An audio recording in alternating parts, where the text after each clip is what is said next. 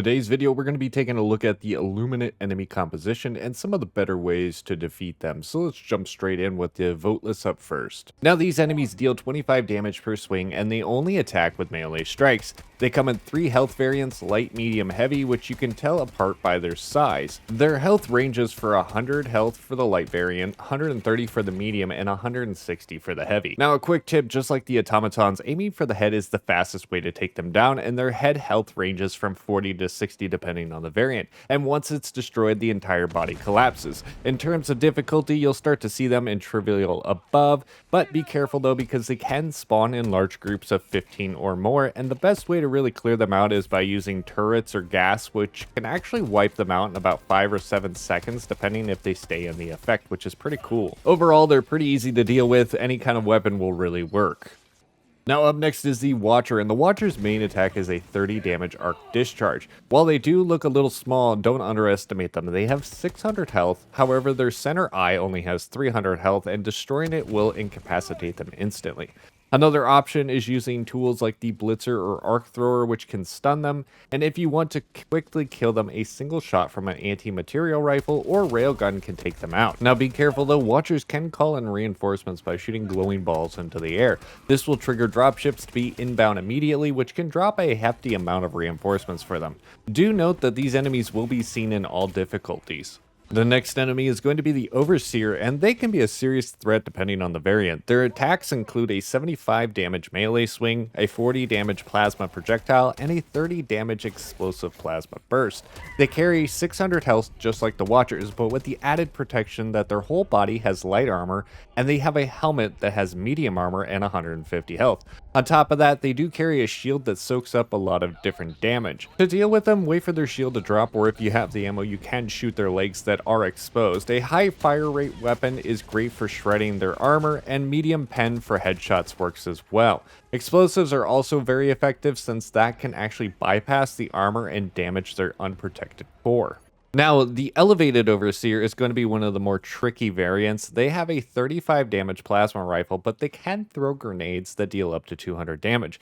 They share the same health and armor as the standard Overseer, but have the added ability to fly and dodge attacks quickly. Now to counter them, you can stun them mid-air with arc weapons, or use a guard dog or maybe a turret stratagem, which actually never misses. Another trick is to sneak up behind them and actually target their jetpack, because it only has 300 health and light armor and will explode when destroyed and actually instantly kill them as well. Now the Crescent Overseer is the final variant, and again it has 600 health and a mixture of light and medium armor. Exact weapon damage isn't known, but what makes them dangerous is their fast attack speed, long range, and tendency to spawn in group. Think of them as the Illuminate's version of the Bile Spewers. The best way to really deal with them is explosives or stratagems. They can often actually cluster together, making them perfect for like an AoE attack to really take them out. Now that's all 3 variants for the Overseer, so let's move over to the Fleshmob. Now the Fleshmob is a true tank with 6,000 health and completely unarmored. Their massive health pool is what makes them terrifying,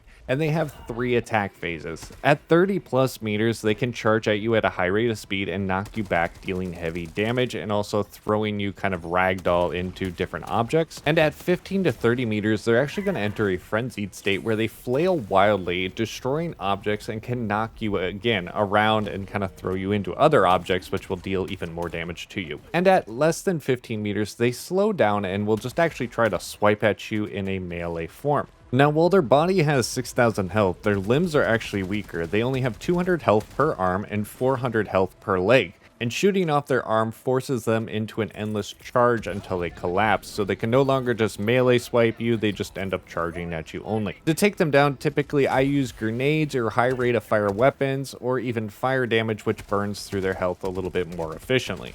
Now up next is the Harvester, and it is one of the deadliest enemies in the game. They show up from medium difficulty and up and have a pool of 3,000 health and a 1,500 health shield. Now their primary attack is a beam weapon that deals 1,400 damage per second, but if the eye is actually broken, it increases to 1,800 damage per second.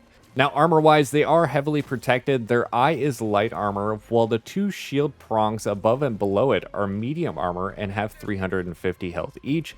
and destroying even one of these prongs actually disables their ability to regenerate their shield. And as for their legs, that is actually covered in heavy armor. To fight them, focus on breaking the shield first and then hit them with a rocket or explosive. Remembering, destroying the eye won't actually kill them, but it actually empowers their weapon instead, so use cover wisely if the beam locks onto you, and just kind of strafe behind the cover and try to take shots when you can.